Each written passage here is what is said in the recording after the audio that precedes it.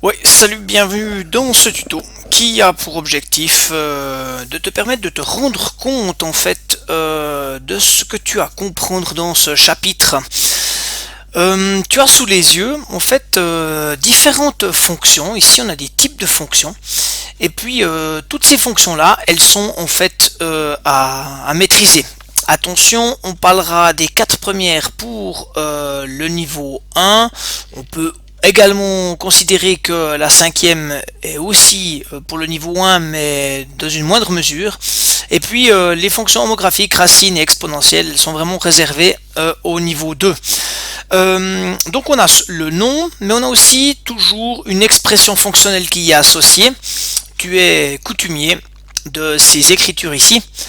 Il s'agira en fonction du nom de reconnaître le type d'expression fonctionnelle. Pour la quadratique, cette écriture tu la connais un petit peu. Au niveau 1, tu analyseras uniquement le ax carré, on ne traitera pas les b fois x plus c.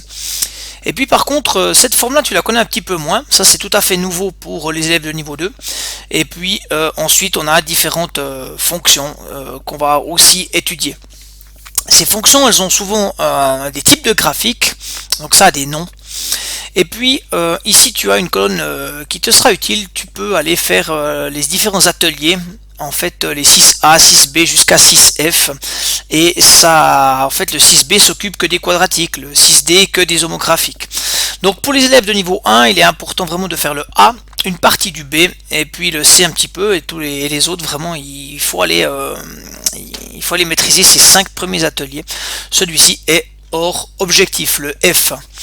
Et puis en fait l'idée de ce chapitre, c'est de comprendre en fait l'effet des paramètres. Si tu veux ici ce nombre A, eh ben tu peux y mettre n'importe quel nombre à la place.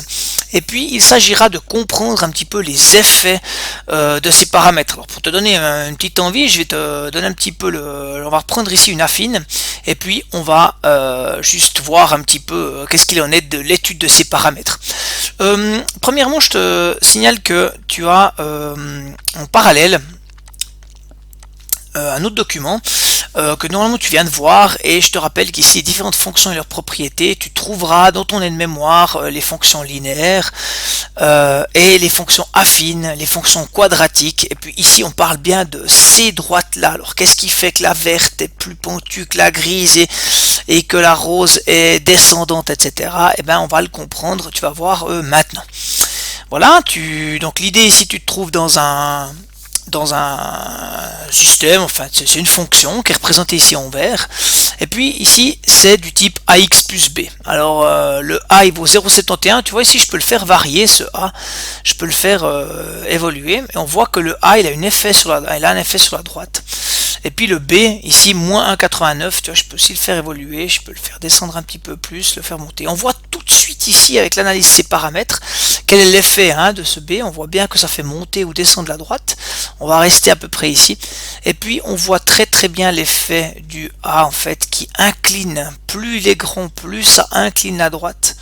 On voit bien ici cet effet-là. Et en fait, plus il descend en passant par la valeur 0, et à noter que la valeur 0, c'est très intéressant, parce que si, ouais, je sais pas si je vais y arriver, mais si j'y arrive à 0, on a une constante en fait. On a comme si on avait que la valeur de B. Et puis après, je descends, évidemment, la droite descend. Voilà, c'est ce qu'on va faire dans ces ateliers. Ces ateliers 6. Voilà, j'espère que je t'ai donné envie, et à tout bientôt.